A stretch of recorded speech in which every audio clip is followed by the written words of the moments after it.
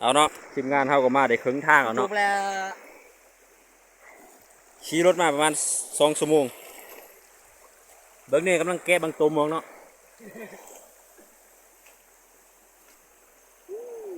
ในพานเฮายังสิพูมันแล้วกำลังสิขึ้นไปถึงภูหรือคนก็ต้นย่อย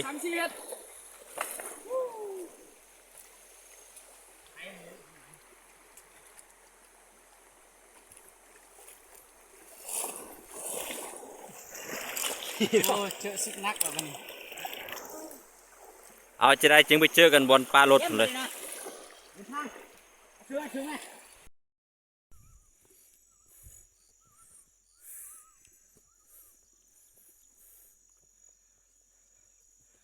รถขึ้นเมื่อใดเนาะเด้อเนาะเอาย่างขึ้นมาประมาณชั่วโมงปลายแล้วเด้อนี่ยังบ่ฮอดบอลเถอะ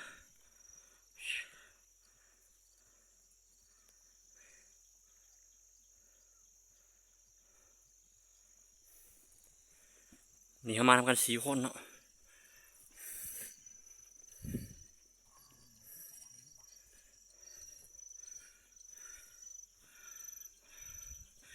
เอาปินจะได้ไปฮอดบอลเหรอไปทางบอลแล้วดูสิเจอกันเต็ม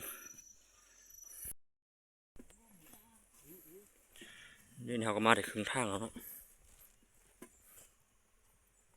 ทีมงานเขามา4 คนบอลเขาเลี้ยงงูเนาะนี่เนาะ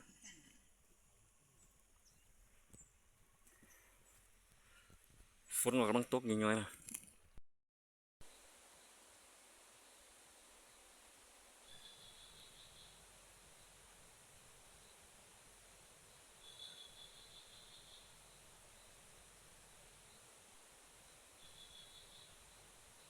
เป็นมาเนาะ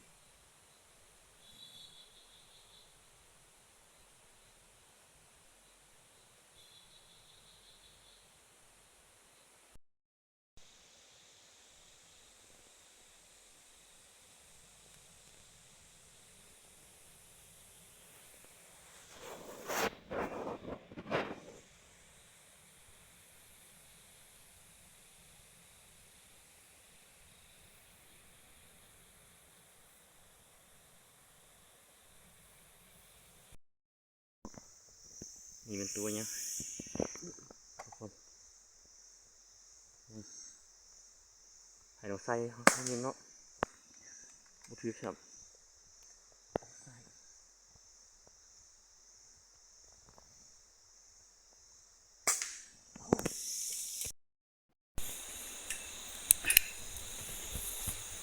เอาเนาะเดี๋ยวเขาก็ตกยิงตกมาแล้วเนาะยิงลมเนาะนี่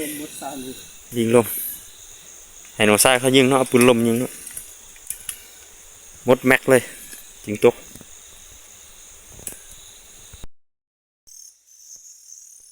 นี่เนาะมันนี่เนาะบางไงเนาะอันนี้ยิงลม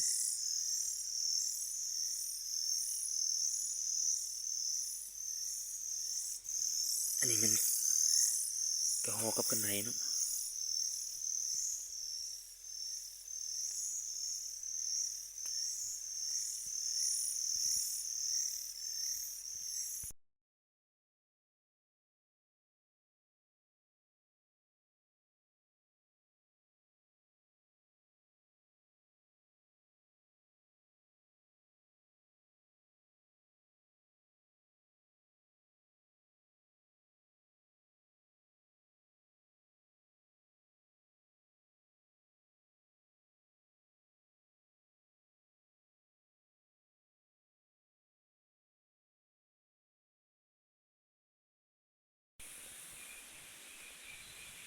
เอานี่เราก็พามาแล้วเสาเนาะ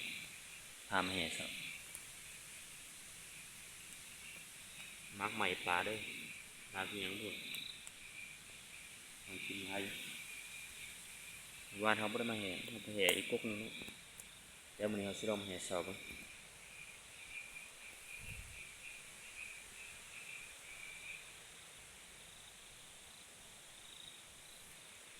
เป็นใจไปรอติดตามรับชมไปเหมือนกันนะ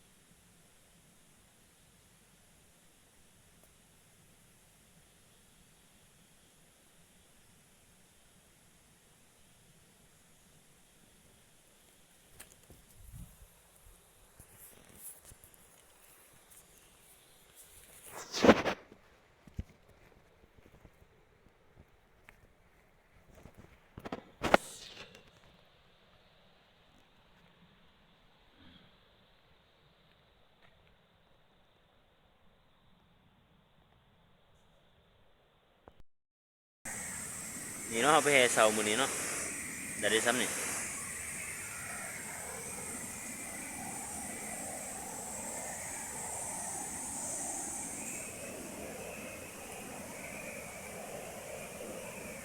หอกทองแดงหอกมนกระไหนเนาะแล้วก็บางยิงลมนี่เนาะมื้อวานเนาะตั้งแคมป์ไฟหมดเนาะด้วยท้าย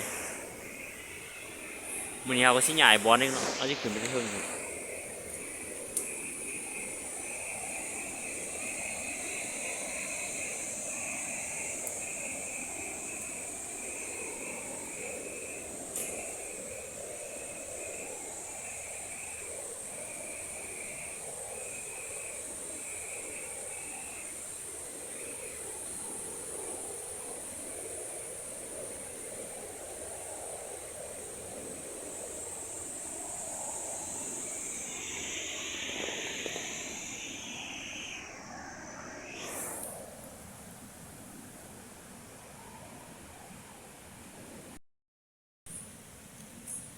ี่เขาเหมือนกันยังใส่ตัวหอกครับกินเราเก็บออกเดินทางต่ออย่าชิ้นอย่าทาน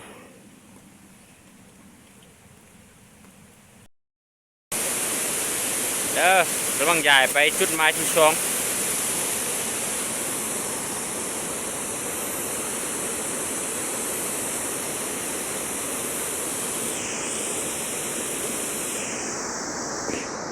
ย่างลูกนี่ไปอีกประมาณ3-4 ชั่วโมงเอาปินใจไปพอดแคมป์แล้วพอดบนจุดพักแล้วเขาไปเจอกันที่ฝุ่น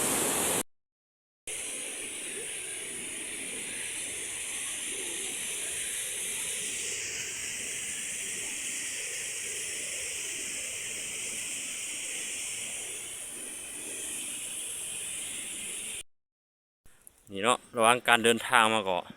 รวบมาหิน ค่ำบ่อหนึ่ง มาหินค่ำเนาะ แห้งรวยกินหมดชาติแหละพี่นี่ อันนี้คือท่องมาเถ่า ค่ ทองเนาะ ำขี่ค่ นี่หามือตัวอันนี้เอาจืดอันนี้ก็ได้ เดี๋ยวบอสตัวละหันกูแต่ทุกอย่างทำบนเลยลุ้นคือกวนนี่เนาะการหันพวกกินเลย ำแมนหมดเนาะ3-4 หน่วยนี่ สุดยอดเนี่ยแม่มันตัวนี้เนี่ยโอ้ของแท้เลย อันชื่อนาหัน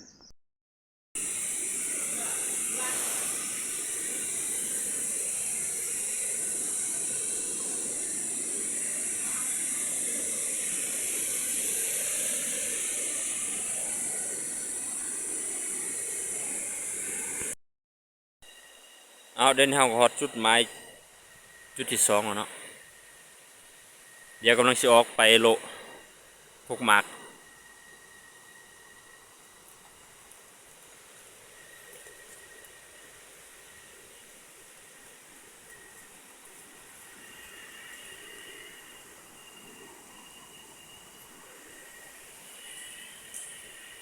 เอาเป็นจะได้ไปเจอกันอยู่พวกหมากพุ่น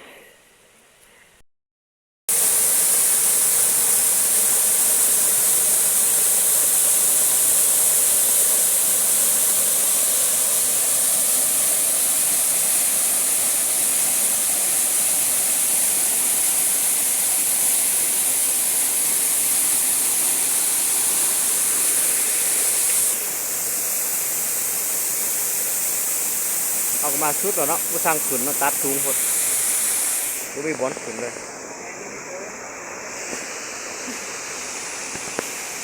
ดูมีทางขึ้นเดี๋ยวจะไปซอกกงมาร์กต่อเนาะลงไปลุ่ม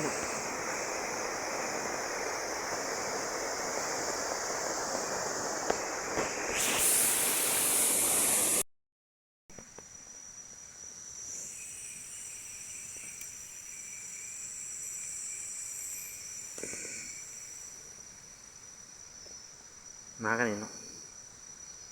สัตว์กินแต่กินมา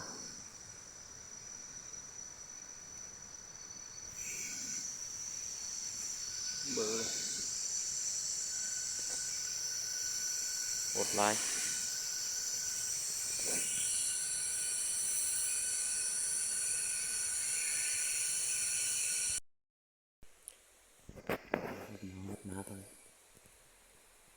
ค่กลับมาบ่มีหมากเนาะบ่มีมาเรากลับมาเฮ้มาคือเสือมันเป็นคือเสือกันเห็นหอยตัวกินอยู่เอามาถาลุนไปนำกันเนาะว่าสิมีโตเขาอยู่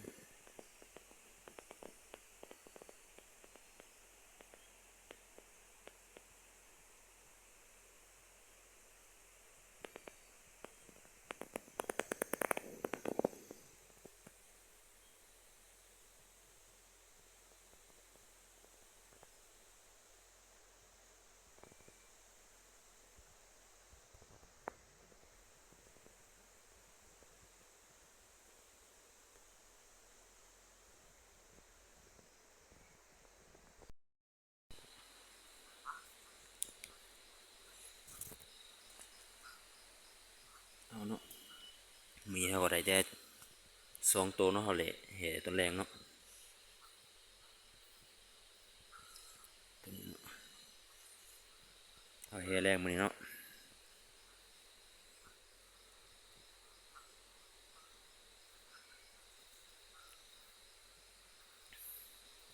นี่เนาะหมากที่เอาแห่เนาะกินหลายอยู่แต่ว่ามีบ่เข้าหลายเนาะ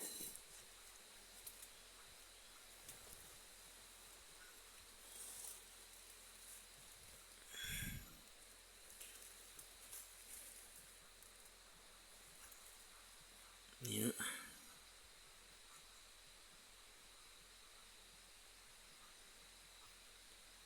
มาคือเสือกมันเป็นคือเสือกเนาะ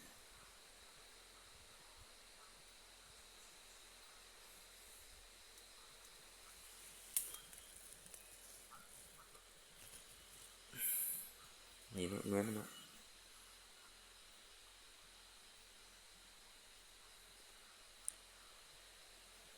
มีแต่เฮาก็สิไต่เลาะไต่ลงไปได้แล้วก็ไต่กบห้วยได้เนาะไต่กบห้วยลงไปนำเอาเป็นใจก็รอติดตามรับชมกันว่ามันสิได้หลายบ่กบห้วยมีหยังก็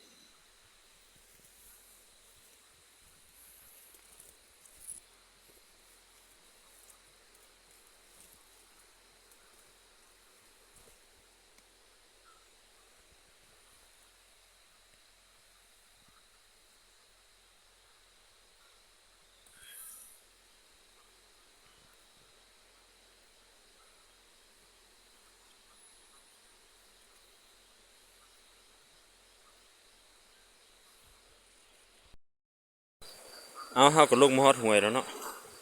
เดี๋ยวเฮามาเลาะสิเลาะไต่กบห้วยเนาะ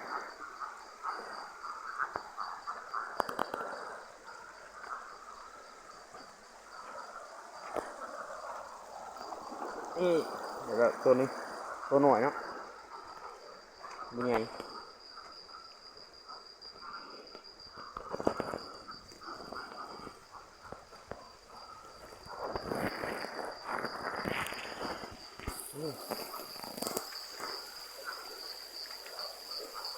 ตัวนี้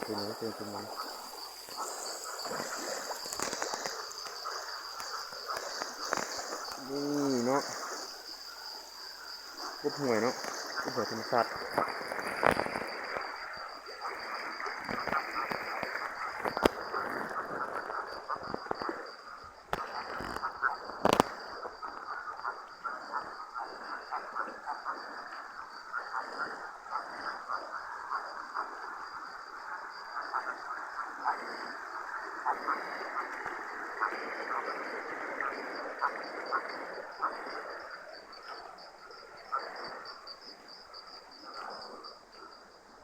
เอาเป็นจะได้ก็คอยติดตามมาชมเป็นกัน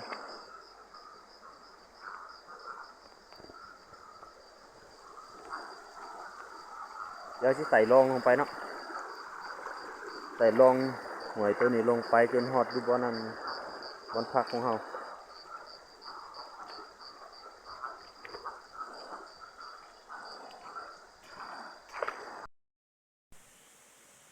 เอาเนาะสรุปผลงานรวมกำลังที่ปั่นพูดกันอีกกับเพื่อนแล้วเนาะกบหวย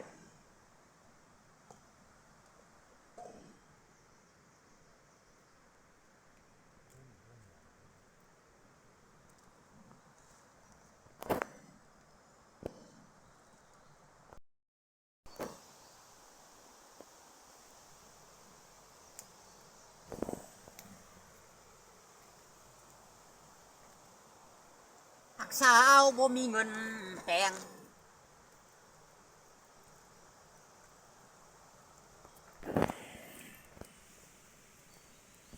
พอแล้วกันพอแล้วเนาะ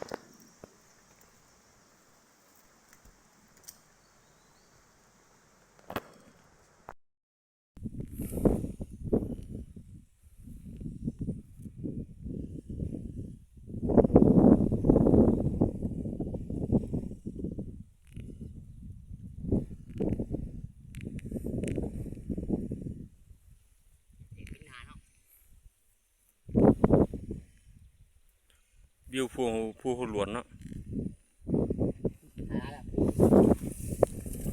จุดหมายปลายทางบนสิไปบนเห็นตัวงัวหน่อยๆอย่างอีกประมาณ5 กิโล